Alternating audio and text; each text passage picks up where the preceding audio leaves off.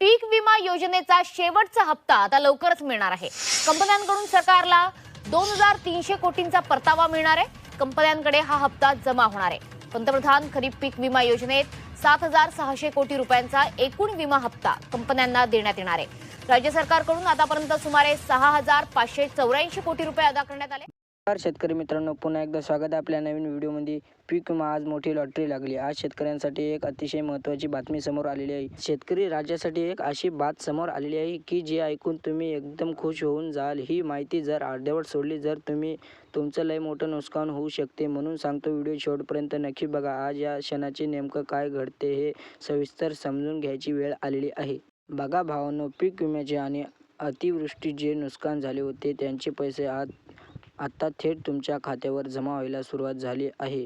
सरकारनं थट्ट वेळापासून एक नवीन संदेश काढायला जो तुमच्या प्रपंचाला मोठा आधार देण्यात आहे। पण आता एक लय मोठा पेच आहे जो मी तुम्हाला पुढे सांगणार आहे। शेतकऱ्यांनी पीक विमा भरला होता त्यासाठी ही बात म्हणजे अडचणीच्या काळात मोठा आधार ठरला आहे। आज अनेक जिल्ह्यातून ही बातमी पसरली, पण आता ही रक्कम नेमकं कोणाला मिळणार अन्य कोणाला नाही हे कळल्यावर तुम्हाला धक्का बसले। आता तुम्ही म्हणसाल की नेमकं कोणत्या बँक खात्यात पैसे जमा करणार, तर एका महाराष्ट्र बँक आणि युनियन बँक ऑफ महाराष्ट्र सारख्या HDF सारख्या आणि एखाद्या सुद्धा एक तारीख गेली होती आहे। या निर्णयामुळे आता बँकचे हेल्पर बंद होणार आहे। च्या विम्याची रक्कम किती असो पण ती आज तुमच्या खात्यावर जमा होण्यासाठी एक अटी नेमक करावी लागणार आहे। या योजनेत नाव येण्यासाठी एक अशी अट घातली आहे जी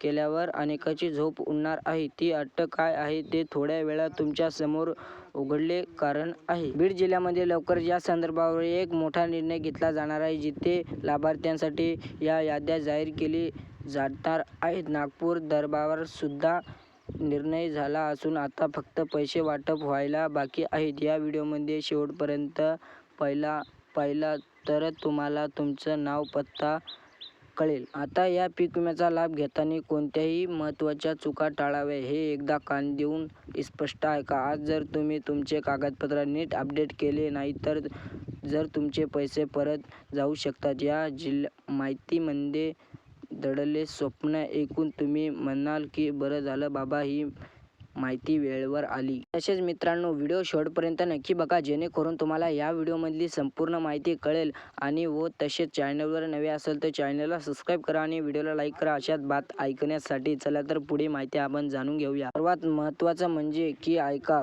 कोणत्या 18 जिल्ह्यामध्ये माझ्या भावांना पैसे मिळणार आहेत ही यादी बघताना नीट लक्ष द्यावे। यामध्ये छत्रपती संभाजीनगर, जालना, परभणी आणि हिंगोली या जिल्ह्यामध्ये शेतकऱ्यांना नाव यादी सर्वांनी वितरण आहे।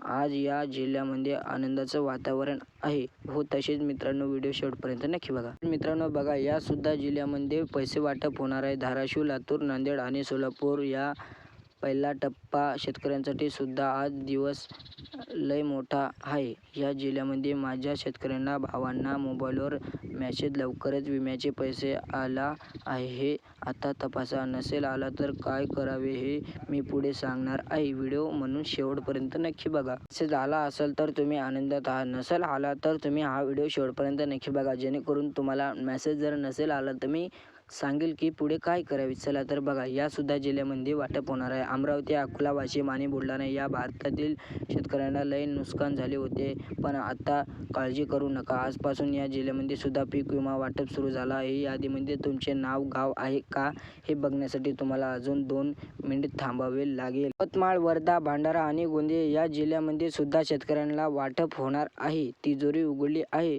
याशिवाय गडचिरोली आणि चंद्रपूर या सुद्धा जिल्ह्यामध्ये वगळ आहे। या 18 जिल्ह्यामध्ये आज मोठा धमाका सुरू आहे, पण या अटी काय आहेत चला जाणून घेऊया। व्हिडिओ शेवटपर्यंत नक्की बघा, चॅनलला सबस्क्राईब करा आणि व्हिडिओला लाईक करा। आता ही महत्त्वाची अट आणि स्पेशल असा आहे की ज्यांनी पीक विम्याचे पैसे आता या तारखेला क्लिअर केले होते त्यांना हे पैसे मिळणार आहेत। पण राहू द्या, मोठी बातमी म्हणजे ज्यांचे नाव पहिल्या यादीमध्ये नाही त्यांच्यासाठी सरकारने एक नवीन मार्ग खुलासा ठेवला आहे. त्यामुळे व्हिडिओ शेवटपर्यंत नक्की बघा. आता नवीन नियम आहे आणि दुसरी यादी नेमकं कोणत्या तारखेला जाहीर होणार आहे ह्यापैकी माहिती माझ्याकडे आली तर तुम्हाला मी ती माहिती हवी असेल तर एक सेकंदसुद्धा इकडे तिकडे बघू नका आणि कारण ती माहिती समजली तर तुमच्या खात्यावर विम्याचे पैसे जमा होणार आहेत.